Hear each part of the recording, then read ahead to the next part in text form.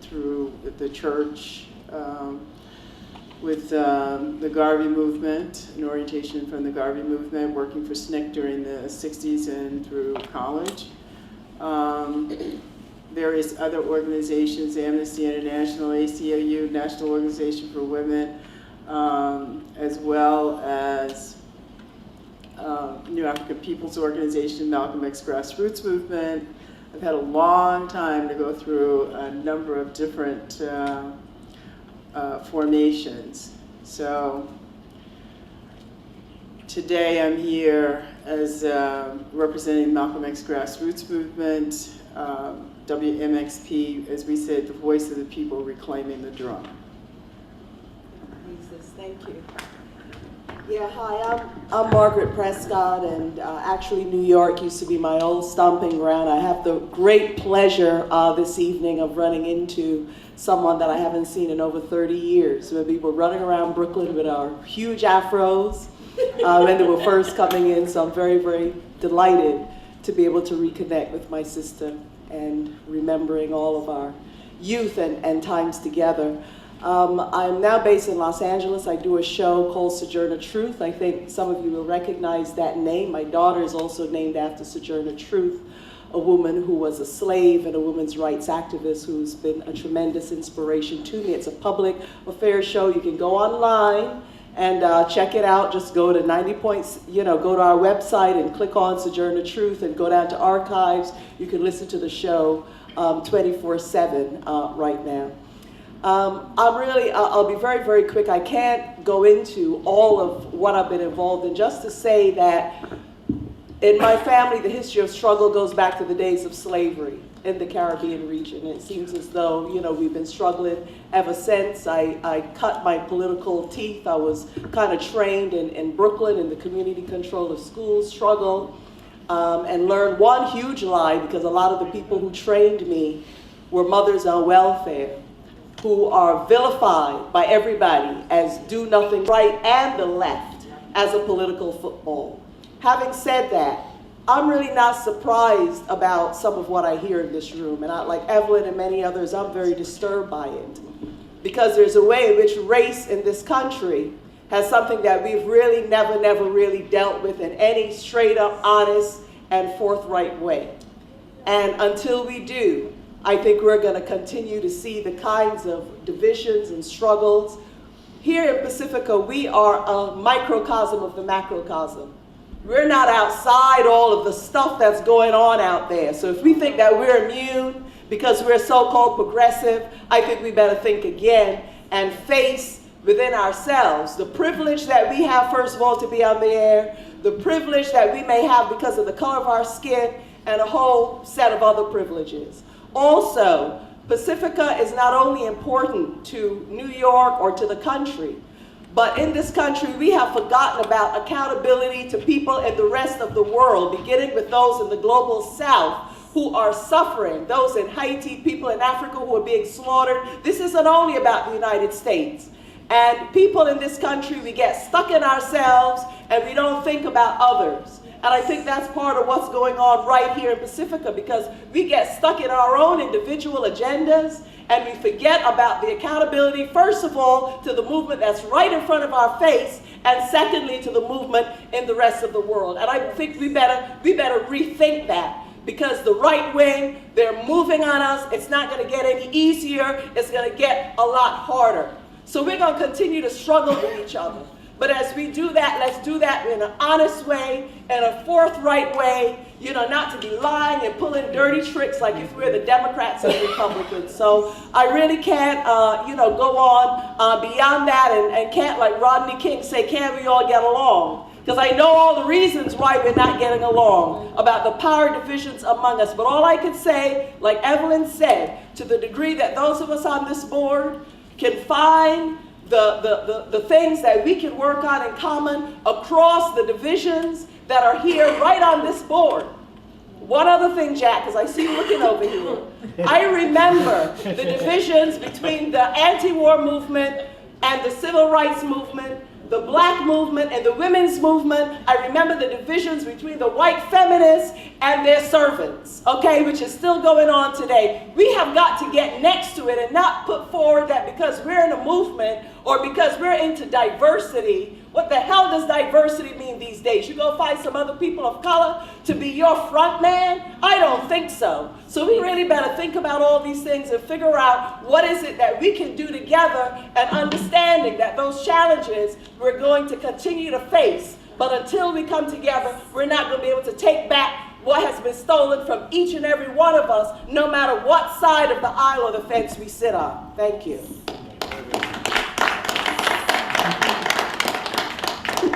Margaret, I think it's unfair that you would make me follow that speech. And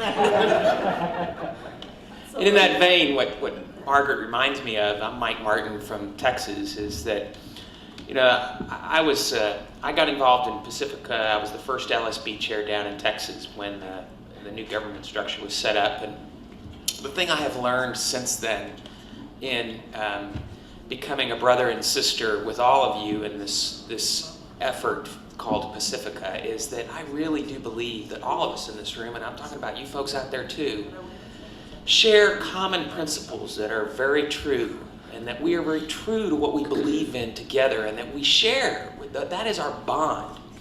But our conviction is so deep sometimes that we sometimes start shooting at each other when we ought to really be shooting at the enemy. And I just don't believe in factions in Pacifica, because as I get to know folks on this board and on my own board, I find that they are all brothers and sisters in this struggle. And I think that we need to work to find that ground together so that we really can remember that we are the last hope for independent media in this country, and we need to fight for it. I grew up in Texas. I came out of a union family. I stand on the shoulders of a union pipe fitter and a high school teacher. I'm a lawyer. I came from the environmental movement. I served in the Texas House of Representatives for a while, so I know Robert's rules. Yeah, more than I want to know. And I just tell you, it's a real privilege to be in the room with everybody here today. Thank you. And thank you, Mike, for following up on Margaret. I appreciate that. Hi, good evening. Yo Shamanaka. I'm from KPFK. And it's an honor and a pleasure to be out here in New York and New Jersey. And I appreciate it. I also appreciate the fact that we're here in WBAI's signal area, because it seems like you folks have got some major problems that you've got to work through. I do know that you've got an excellent general manager that you've hired, and hopefully working with the GM and with this newly constituted Pacifica National Board, we can help New York work through its problems, because Pacifica is such an important news outlet to expose the horrors of imperialism, and this is too critical for this country just to let factionalism shut us down. Thank you. Okay, I'd also like to thank especially our Kiana Bell, our Secretary Pro Tem, for staying with us through all our proceduralisms, and also our outstanding audio engineer, John Almela, providing the stream and the PA system and his assistant, Delise Lum. Is that Delise? Thank you very much for performing outstanding service. I've been informed that there's an activist here, if you'll indulge me for a moment, by the name of Larry Ham. If we could just give him maybe 2 minutes to, like everyone else. Is Larry Ham here? Why so? Oh, he stepped out? Okay, we're going to go on to the election.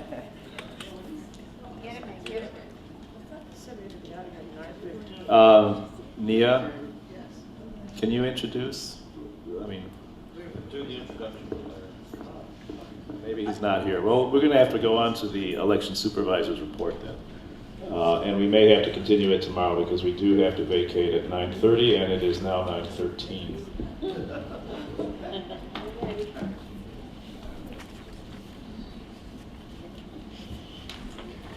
Casey Peters, I'm sorry.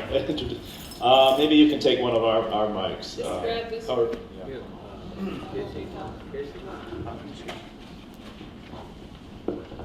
is Thank Casey you, one and Peters, all. Pacifica's National Election Supervisor. Since we're giving our background, I'll give you a little bit of mine, if you don't mind. I grandson of a coal miner and from the age of 12, and then he became an organizer of the United Mine Workers. I was raised by a single mother, and so I developed my feminist sensibilities. She did it before it was fashionable, back when you were supposed to get remarried really quick, after my father died. I planned to go to prison in the footsteps of Muhammad Ali, but I got a lucky number in the draft. And I started listening to KPFK in 1971, and I have been a listener sponsor for the past 36 years. I helped to found the Pacifica Accountability Committee in the mid-1990s when it became clear that the network was drifting in a corporate direction. And I know we are a corporation, but we're not a typical corporation. We're a corporation that is a collective of people who are involved in the movements.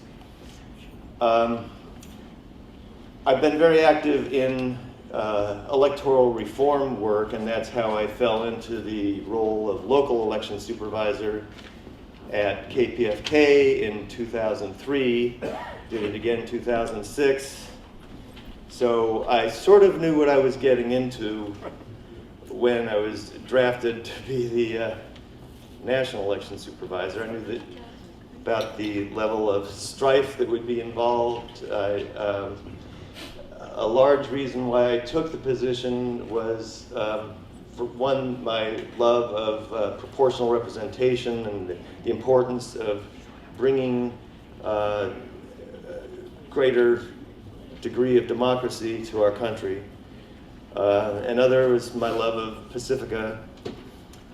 And also, I knew that we needed to do something to fix some of the terrible problems that we have in our election process, have had since the adoption of our bylaws in 2003.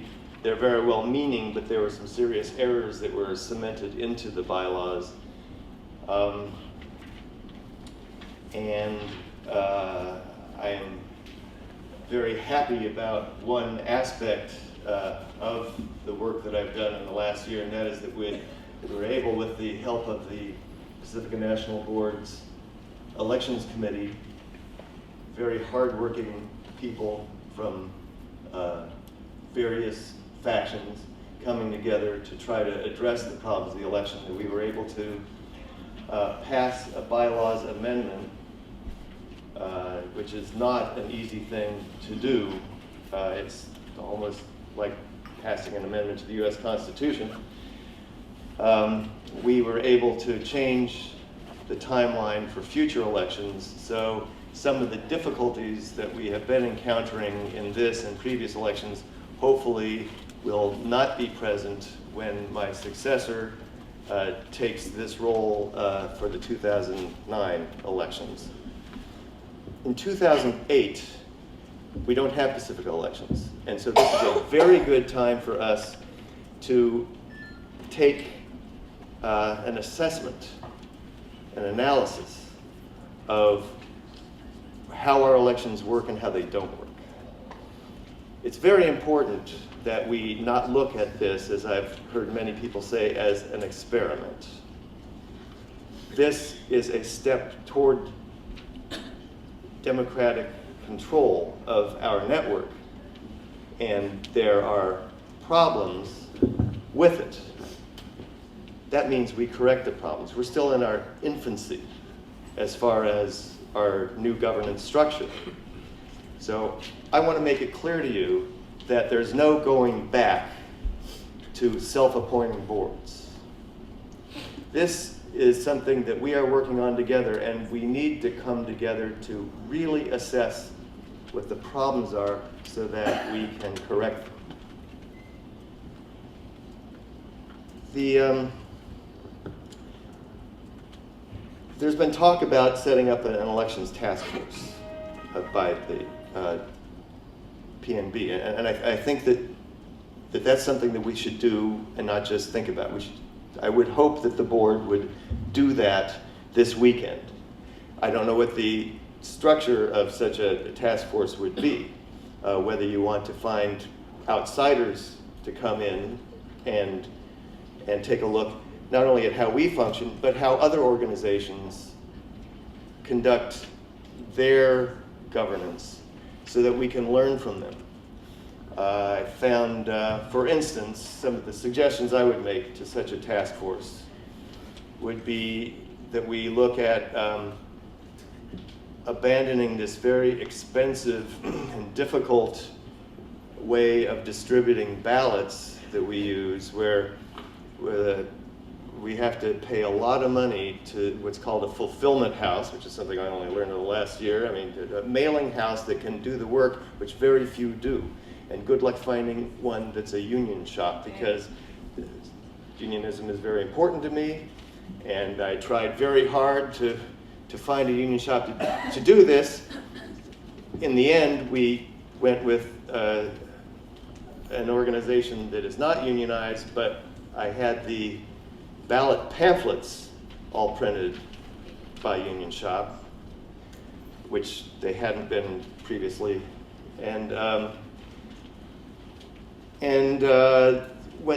It's a fiddly job to match the ballots that have a personal identification number on them to the address in the envelope that it's supposed to go into. And it's a very expensive thing. Now, I think that we can get around some of the printing costs and the fulfillment house costs and the postage costs by making our ballots available online. This can be done in a secure way where people cannot cast duplicate ballots. It's just a matter of taking the time and effort to do it, and then it's going to save us a lot of money and a lot of grief.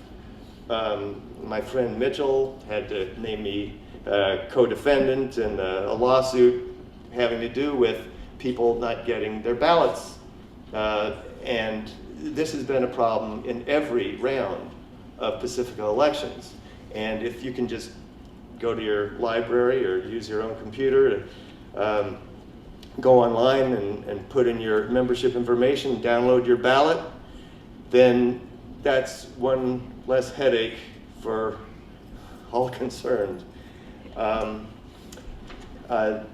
Another thing that I started in this election is a national website. It's not fully developed. There's still a lot of functionality that is missing and a lot of information, but it is bilingual in English and Spanish. We've done an okay job in setting up things like candidate blogs that go along with candidate statements. I don't think people are using them that much, but it is a place where you can have dialogue. The idea was that the listener sponsors or staff members could have direct interaction with the candidates. I would like to see this, by the way, in place for all members of all the boards, so that the elections aren't just the end of the process of communication between the delegates and the members. Rather, the election should just be the first step, and the delegates should have the responsibility of informing the membership of what's going on and asking for their input in the decision-making process. We can do this, I think, through blogs and other means, and I know a lot of people are not online, but still, I think it's incumbent upon us to develop these new means of communication in order to make this a more democratic organization than we have yet achieved. And I believe we can do that. I was on the agenda for 3 o'clock today, I believe. It's supposed to be on for an hour and a half, and now it's 9 o'clock, something like that, no, 9:23, and we're supposed to be out of the room by 9:30. So we aren't going to be able to get as in depth as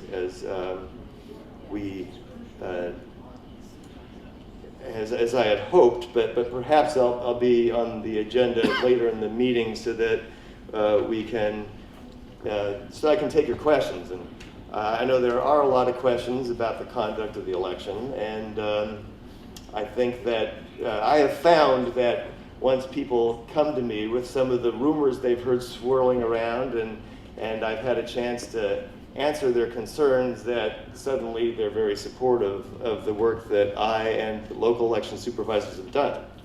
And I want to say something about the local election supervisors. It's an extremely difficult job that we're asking people to come in and do. It's a short-term job. It requires a great breadth of skills, and it's extremely stressful. And we are paying these people a pittance, and it's a very rare occasion where a local election supervisor is willing to come back and do the job again. So there's an incredibly steep learning curve, and then we have to start all over again next time. I want to thank my local election supervisors for doing the incredible job they have done. Now, so they've all made some mistakes, as we all do. But by and large, they've done just an outstanding job, I feel, in coming in and taking on a really gargantuan task.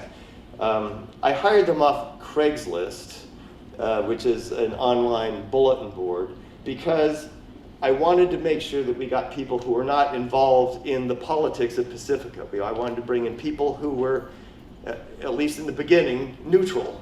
And I believe that the LESs have maintained their neutrality to a reasonably good degree.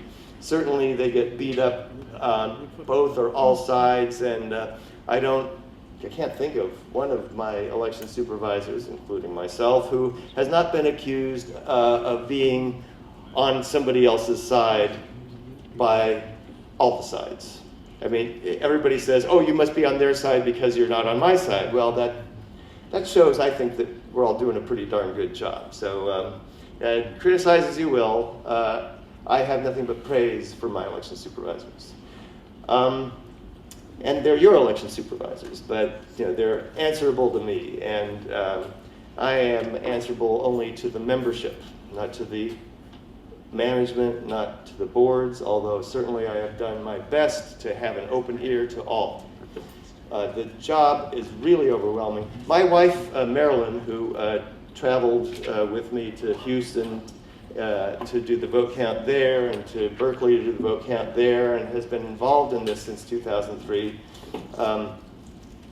feels that the election should be staggered so that the national election supervisor can focus on one station area at a time, so that you're not pulled in 5 directions with each of these stations having 2 elections at once and trying to get everything done. And I see that I'm getting the wrap it up sign. Yeah.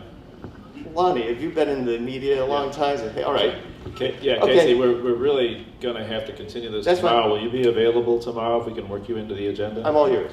Okay, great. All right. Is Mr. Thank you very much. Is Mr. Larry Thank all you. Larry Ham present now? He left. Okay, so he left. All right. Well, thank you everyone for your patience, your graciousness, and for coming here and your interest and involvement. We have to wrap this up. The hotel will not let us stay in this room another minute and a half. That's true. We will convene again tomorrow morning at 9 o'clock a.m. public session, and there will be public comment tomorrow morning. And the WBAI Station Focus will be the main event for the morning session, and in the afternoon at 1 p.m. finance discussion, and at about 3, Diversity in Pacifica, presentation by the Committee to Investigate Racism and Sexism in Pacifica. Then in the evening we'll have a presentation by the webmaster and a report on digital distribution by Rob Robinson. Thank you very much, everybody, for attending today. We'll see you tomorrow. Good night.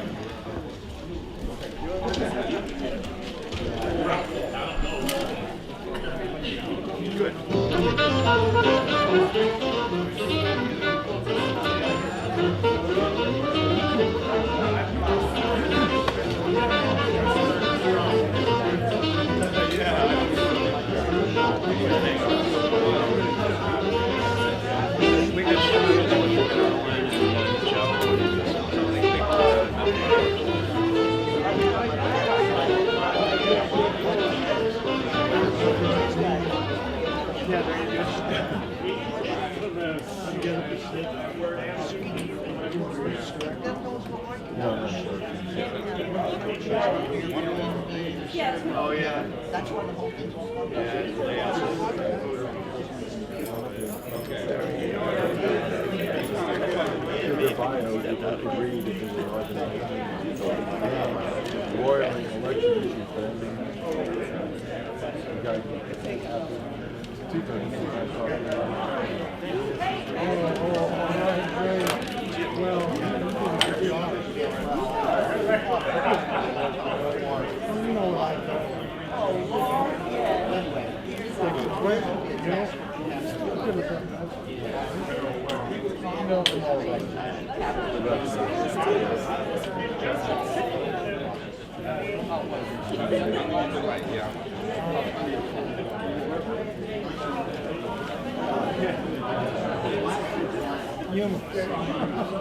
Personally, I'm not sure.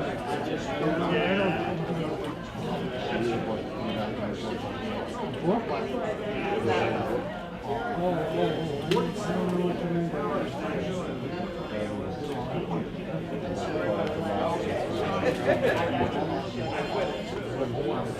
I just go in one direction, you know, I just do one thing, take pictures and do this.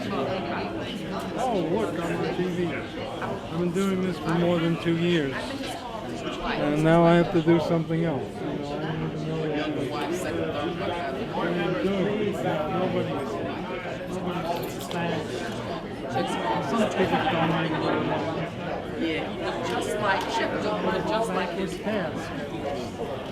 It's not that people are bad. It's not that people are bad. It's that politics is a very serious business. And I wasn't aware of that. In fact, I was a candidate twice without having any idea, feeling what's going on. And all these other people, I'm talking about the people on my side, they've been in this 10 years. 1999, 8 years, 6 years. Day and night, I'm not willing to do that. I shouldn't have been a candidate. I'm interviewing myself.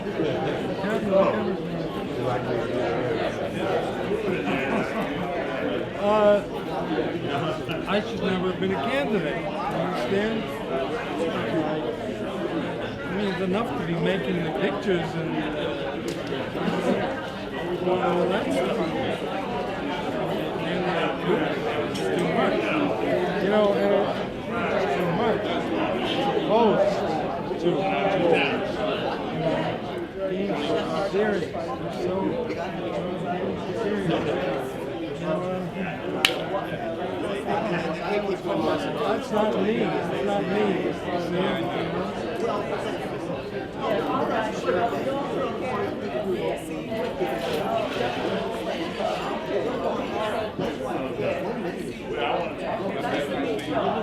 and stay strong. Yeah, right on the line. Yeah, you remember like being stuck on this like that.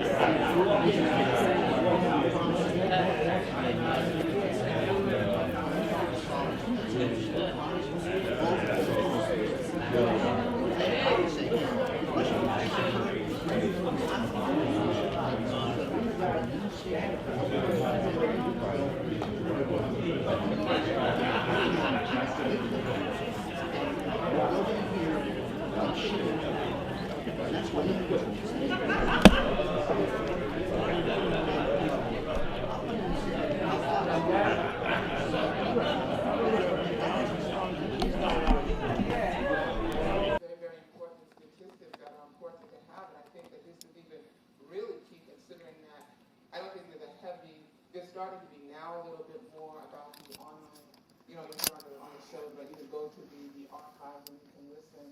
But I think that this is just really key because I don't think there's been that much on it. And I will say I'm starting to see now in terms of the online audio archives, that I also think is very important that at least with the shows that are, you know, like public affairs, talk shows, so to speak, they're now starting to have descriptions about what the show is about and everything. So if you go to the online audio archives, you see, you know, you see more to choose from. So I just think that's, you know, very, I just want to make people aware of this and, you know, that can add to this.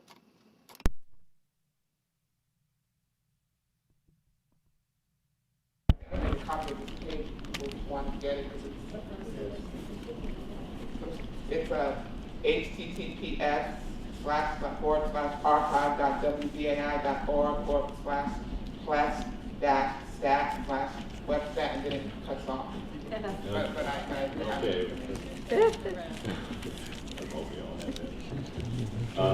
Wendy? Thank you. I'm Wendy Shrell from KPFT. Robert, I really want to thank you. I've been on the board last year and watched the progress reports, and I just want to thank you for everything that you've done. And Tony, we're so excited to have you here. I'm looking forward to more good things. I want to congratulate the search committee for the work that they've done, but still want to point out to the LSB that it seems to cause a lot of confusion and animosity in your community when you have search committees that don't, and I think it's illegal, to have search committees that don't bring their findings back to the LSB for their approval. I think they would approve whatever you say if you just bring it back to them. But when you set up a subcommittee that's mostly non-LSB members, I don't think that is the what the bylaws intended. And I wish you guys would kind of look at that for next time, because I don't think it's necessary. I think it creates a lot of bad feelings. My question is for Vajra. And I'm so glad you guys are so excited about the audio archives. This is something that we've all needed for so long, and the stations are using them. This software that most of our stations are using for Pacifica online audio archives at our stations was written by Otis McClay like 5 years ago. And it took a really long time to get WBAI to install that software, even though he was handing it over for free. So my question is, what kind of money, what did the LSB have to raise money for? Did you guys need a computer or an Ethernet cable or something? I'm going to ask Bob Letter to answer that because he was involved. You were directly involved in the fundraising, were you not, Bob? Yeah, how I think much we owe that was money it? to Bob. And, It was a couple of years back, so I don't remember the exact dollar amounts, but it's the annual fees for the server and for the bandwidth expansion and a bunch of other technical requirements in order to maintain an ongoing archive of this volume. To be able to have 90 days worth of 24/7 programming is rather expensive. And I think it's something in the range of $2,000 a year. And there was a generous donor who was willing to come forward with that once they heard kind of the exciting breadth of this project and what it would mean for expanding our listenership potentially exponentially. well, so there was a one-person donation. Okay, thank you. I'm really glad you guys are using it. It's one of the best tools that we have, and as you can see, people are using it. It's awesome. Okay, Evelyn?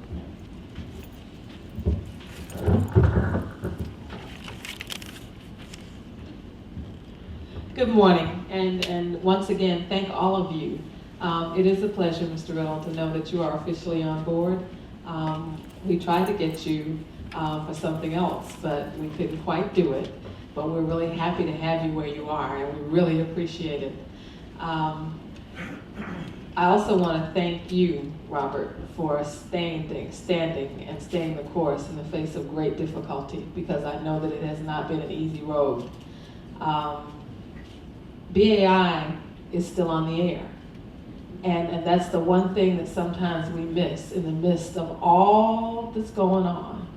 We miss the fact that it's on the air 24 hours a day, 7 days a week, in spite of our ability or sometimes our desire to disrupt everything that goes on during the day. And so we do have to thank the staff, the programmers, all the people involved for making that possible, and the program director who, in the face of incredible obstacles, stays the course and keeps BAI on the air. That is the most critical piece, because if it's not on the air, it doesn't matter about any of the rest of it. It really doesn't. And so thank you from this board, because sometimes we forget to just say that. My question is basically, with the programming changes that are being proposed, it's always a war. It's a war at KPFT. If you can whisper program change, you see the hackles go up, and people start drawing their sabers. And so, just know that that's the way it is. We have budgetary issues that we are solving. But how do you feel that with the programming changes that will also help to open up new channels for listeners and listener involvement? Because that's also a critical issue in terms of our fundraising ability. I agree. One of the things that we are going to have is that on Fridays, our schedule is tight, so we wound up opening up some days. Since I couldn't make the changes, at least we would be able to bring some people in, see how they can fly. So in the future, we would be able to see if we can position them in. So we've been doing that over the last couple of years. We had some open spaces where we gave people opportunity to come in, and some of them have done very well. And we have a group of young people, I feel, who have done exceptionally well. We have the editor from Source magazine, who has all kinds of context with the higher echelon of the hip-hop community. We have someone from Beatdown magazine, the editor of Beatdown magazine, who are all interested in doing programs at the radio station. So on the Friday evening, we're going to just turn it over to them. And I think that over time, they will be able to bring in a lot of younger people, younger people who have jobs. And also, because bringing in young people is one thing, but we still have to pay these bills. So we have to bring in people who we can bring in at a certain level, so that they too can get into the habit of supporting listener-sponsored radio. So that's part of the changes too. And I think it's going to work. I think we're going, if we're allowed to make these changes, that it's going to work. One of the things that I've always said, that let me make the changes, and if it fails, then get rid of me. But don't stop me from making the changes and then blame me for the program that we have that really was grandfathered down to me. So I think it's going to work. I think we got, these folks have a lot of energy. They're talking about doing things in the street. We need to do more things in the street. I think that they can bring in make a real lot of buzz around WBAI. Okay. George Robert. My question is for Robert Scott Adams. You said that you felt that it was necessary to reorganize BAI from the bottom up. Would you say in as much detail as you feel you can what you see needs to be done? I mean, the main thing that we need is an office manager. Because as general manager, and Mr. Riddle's going to find this out, anytime something goes wrong, they're going to run into his office. They're going to, the general manager's job should be community public relations, raising funds, FCC. Those are the three things the general manager should be responsible for on an ongoing basis. But if the general manager has to play principal, cop, investigator, social worker, human resources person, it's just too much for one person to do the job that's needed as a general manager.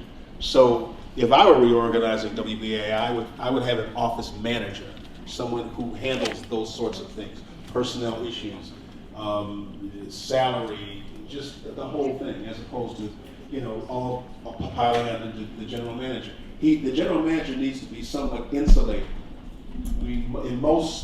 Somewhat insulated. I don't mean insulated from everything and everybody, but he has to be able to operate. He's got to be able to figure out the landscape. He has to have time and the freedom to do these things without being converged upon all the time. And that's what I'm really talking about in terms of reorganization. That's one of the main things. Okay. Thank you. Okay, Dan. Thank you. This is a comment in support of a question, primarily to Anthony, but also to Bernard. I think Bernard has to some extent spoken to these issues. I don't know if people are tracking the conversation as well as the body language in the room the way I am. But when I listen to Anthony and listen to Bernard, my heart soars, and I feel very optimistic that we have leadership that knows what to do and how to do it.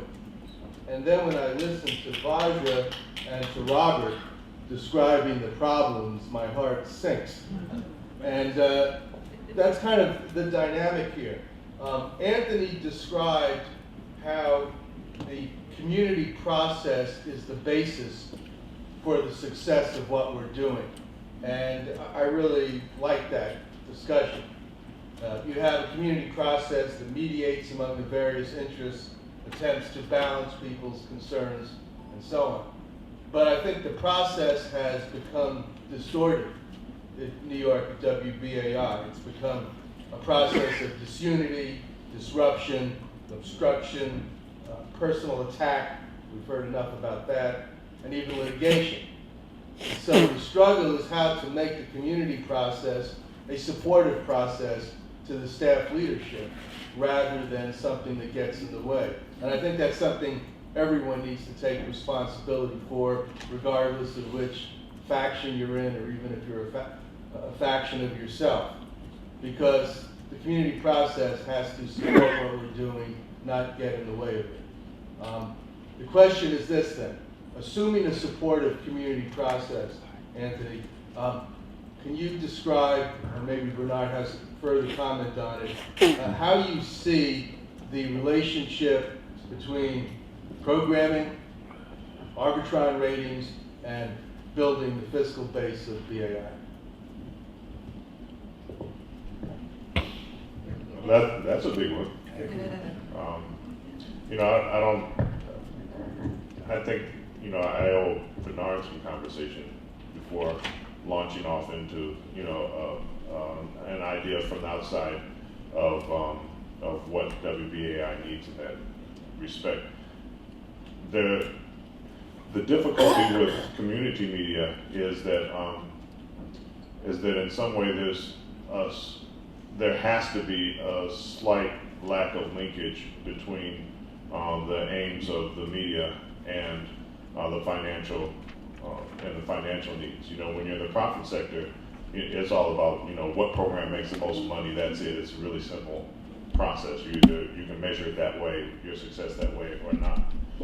When it's community media, you have to be able to recognize that everything that you do is not going to be a direct financial gainer, and yet you still have to pay very close attention to making sure that the resources are being supported. So that's all just to say that that it really is a balancing act, and I'll defer to people who have been working already to some degree on that, because I think what I can try to bring in the short term is some sense of what's to be expected out of that process, you know, how that process is supposed to take place, and that things can be regularized in a way where people are not constantly upset about everything. But I also think, you know, there's some things that can be brought from some other areas about how you can regularize change even, you know, so that change is not something that always has to be forced in and that is always new and unexpected, but that you have some sense of how these things take place and an expectation that they are going to take place in a way that's fair to everybody and that includes everybody's input. I also want to say that I think if we have this meeting a year from now, I think half the things I say will sound incredibly naive. Okay, Sherry.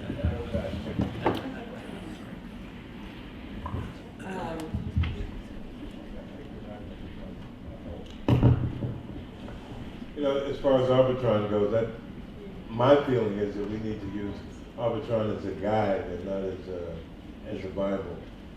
That many of the people who we broadcast to are not a part of the whole Arbitron process. That the Arbitron process wasn't designed to incorporate them.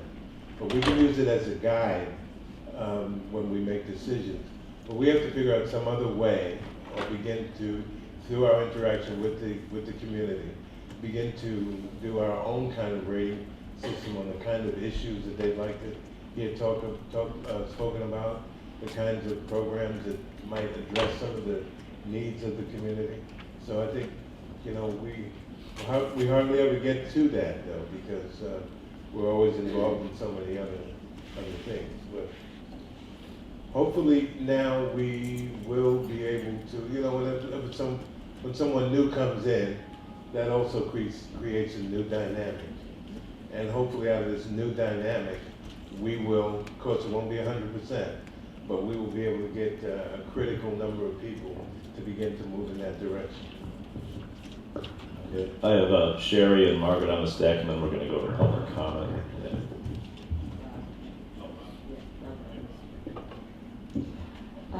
I want to thank all of you also for your report this morning and thank Robert for his service to WBAI and welcome Anthony. I did want to comment on the fact that the LSB has not produced minutes. Nobody wants to be secretary. In fact, I'm just looking at emails from Mary Bird apologizing for not providing us with minutes from 2002. So it is a difficult process, but I believe that the FCC requires that local station boards do provide minutes. The minutes are not supposed to be detailed, but they're supposed to record the topics that were voted on by the local station boards. And I would urge this board to request or pass a motion or require that not just the WBAI LSD, but all of the stations provide the minutes to us that are required as the stewards of this network. And I just did want to emphasize that it is quite true in Anthony's comments that access is the issue for this network and its stations, but the issue is also some of the things that Dan mentioned, and that is programming. And if we don't have programming, I mean, everybody was writing the obituary for radio a year ago. It's not dying. Radio is, in fact, the most personal and growing media. And the way for us individually as a station or a network to capture audience, which is, we are in the media business after all, is to develop programming that is compelling, that serves our mission, and that entertains people, whether it is within culture or politics, public affairs, or whatever. And I would remind everybody here that Democracy Now!, which has grown into its own empire and very justifiably began as a local program on on WBAI. It was, I think, piggybacked onto a program that Amy and Bernard hosted that was also a very successful local program. And the idea of thinking of programming to the universe, I personally don't believe is going to make it. I think that we have to focus on searching for talent, and talent that can make programming that is entertaining and that does serve the mission of Pacifica. Margaret? Is that me? Okay. Thank you. It's really good to be in the signal area of WBAI. I'm from KPFK, Margaret Prescott from KPFK. And like others on the board, Anthony, we are just so thrilled and delighted. This is the first time that I've met you. I like, what I'm hearing. I think many of us on the board are, and we're actually happy that we were able to grab you back into Pacifica. We thought we had lost you. As Evelyn indicated, we were looking for something else with you in Pacifica. And Bernard, I know how it is when you're ill, and you have to really struggle and get on over here, but really glad to see you. And as a programmer, I know and understand the challenges that you face trying to make programming changes. Certainly at KPFK, it's been an ongoing struggle, and we had a former general manager, Eva Georgia, who actually succeeded in making some program changes. And not only for that, I'm sure that there were other reasons as well, paid a very, very heavy price for it. But nevertheless, I think in Los Angeles, the audience are glad that those changes were made, although we have to look and see what has been successful and what has not been successful. And I just wanted to say, from the point of view of looking at Arbitron ratings and the success of shows or even fundraising, that what we have found, for example, if you're a programmer and you pre-record each of your shows, and then the production department is spending 5 to 6 hours of production time working on your 1 hour, when that 1 hour gets on the air, it's going to sound great. It's going to sound slick. All the ums and ahs will be out. Any mistakes that were made, you could kind of go over. But what then is the cost of the station when you have put in 5 to 6 hours of paying 1 or 2 people in your production department to work on that one show? Which great that it has good sound. So I think that sometimes looking at, I'm just using that as an example, because that happens with some of the programs at KPFK, for example, and we really have to look at, the cost, involved in that. And also for programmers that are doing live shows that are not pre-recorded shows, the amount of technical support or production support that program has. Which makes a difference. I mean, if a programmer is doing a show with no producer, on hand, and just like a board op on hand, it makes a big difference than with a program that has a senior producer on the spot, in addition to the board op, kind of shepherding, that show along. So I think in looking then, you know what I'm saying? I think all of this is involved in looking at the success of a program, and also the ratings that a program that may have really good content that the community might need, but maybe lacking, that kind of support, and therefore you may fall down. This is just food for thought, something to think about. And also in terms of fundraising and fund drive, that there are a lot of programmers who are on the air, but who then don't participate in the fund drive.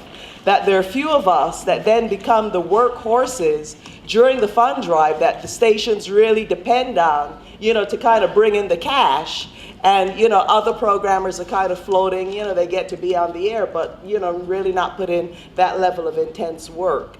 But speaking of fund drive and fundraising, I wanted to ask about money and about fundraising. The DC station, for example, just did a really fantastic fundraiser. We know that Pacifica, we're in some money trouble, and I'm wondering what your thoughts are on some of the fundraising efforts outside of the fund drive that can be done not only at BAI. I think that all of us, KPFK and all of the stations, have to seriously think about what responsibility do the local station boards have, instead of the constant fighting with each other for raising money for the station, but also the responsibility of a board and of the stations of thinking outside of the box, outside of fund drive, outside of individual donors, but what kind of fundraising efforts can happen to strengthen your programming, your programmers, and the foundation as a whole. So I'm wondering if I don't know who among you would want to comment on that. Okay, I just have to make a comment about the time constraints now. We need to go to public comment. We promised the esteemed colleagues from BAI that they could be out of here at 12, and we have about 4 more people here on the stack from the PNB, so we can really have to hurry it up to get all of this done. So if you could respond very briefly. I guess Lonnie will speak about it later on, but we've been already collaborating as a network to begin to talk about what we could do at all of the various stations to duplicate in some way what's happened to WPFW. Our problem, you know, we've always had a lot of ideas about things that we could do, but as usual, the problem was getting the proper resources to put them in place. You needed some money to make some money. And now there's a possibility that that might come into fruition, and we would have some resources in order to establish the kind of programs that would bring in some revenue. Because the way expenses have gone up now, you can get a program, fill up the place, and once you finish paying your expenses, you have no money. So if we can get some kind of way to have that taken care of, so that we can begin to, when we have the final tally, that money comes to us. That's the ideas that that we've been discussing. You're going to talk about that later, Lonnie? Yeah. Okay. Okay. Thank you, Bernard. I have Rob, Mike, Lonnie, and Ambrose on the stack. Could the 4 of you please maybe just go in sequence and keep it really brief so that we can move on, because our schedule is really getting compressed here. Thank you. Can I make another suggestion? Yes. Since the public has been waiting patiently, Yeah. and since some of the panelists also may want to respond to things Yes, that they hear, could we take a break from the board, have the Go to public the speak, public, and then come back to yeah, the board? I think And that might maybe work, if the panelists could stay, I don't know if they can stay a few extra minutes, is that possible? Maybe 12:20? It's, well, Okay. 12:20? Okay, well, in that case, then we can go at a more leisurely pace. We go to public comment right now, and I have a list here which begins with Monroe Littman, Sarah Flounders, I think Robert Gold, and the gentleman with the movie camera, the video camera. Sir, in the front row. Do you think, would it be possible to move that to the back? I mean, just so that you're not obstructing the viewpoint of who? I mean, there's no problem with your videotaping. Yeah. It's just that setting up right in front without consulting with the board members. I'm only here because of public comment. It's a good view of public comment. Well, that's probably the worst. That's probably the worst reason to be here, because members of the public aren't under any obligation to be videotaped or recorded. But I think we are, as an open meeting, provision. But would it be possible for you to move the camera to the back, please? Everyone, Stand up. No, California law provides that everyone at the meeting. Yeah, not where you like, though, not where you like. Not where you Yeah. want. That's a- Yeah. It would just be courteous. Yeah. Where? You want to sign up? Jack, you could go right there. Okay. Pardon me? Because you just recorded. No, it's not. No objection to being video. No. Just not blocking the view of others. Thank you, sir. Thank you very much. My policy on public comment, this is a free speech time, you're free to say anything you want, but I do urge members of the public to please be respectful of each other, because we are all one community. And also, I would ask people on the board and members of the staff to hold off on responding to public comment. We said we allot a certain amount of time to public comment, and we like to keep that inviolate. So you'll have free opportunity to respond to any comments that are disturbing when we return to the board session. Okay, Monroe Litton. Yes, I'm right here. I've been a WBAI listener for 48 years now. I was an original subscriber when I heard the commercial station mention that it was going to be given to the Pacifica Foundation so that freedom of speech could occur, because that is what we need so that the informed citizenry can vote intelligently. And it's wonderful to hear great music or new music, new world music. I don't care what it is, I'm ready to listen. I listen 20 hours a day, 20/24. Now, I came today, even though I could have been here yesterday.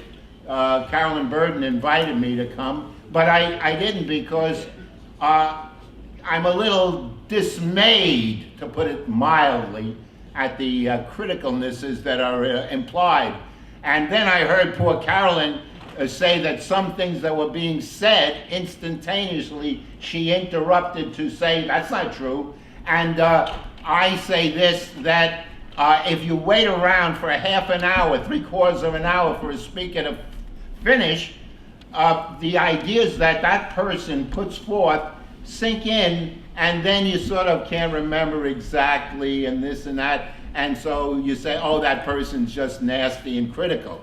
Now, I think Bernard White should know that I care about the station and I'm not a racist, and you too, Lisa Davis.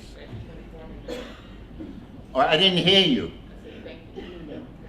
I criticize people on their performance the way Dr. Martin Luther King Jr. said we should, not based on outer appearances or anything. I'm wearing the orange band because I care about the Guantanamo situation and habeas corpus. I don't see much of that showing here, even though it was a rally a week ago maybe. Okay, that's time. That's time? Yeah. Well, my freedom of speech was denied by Plato Benjamin. I spoke friendly to Bernard White. He said, I don't care. Al Lewis said, Monroe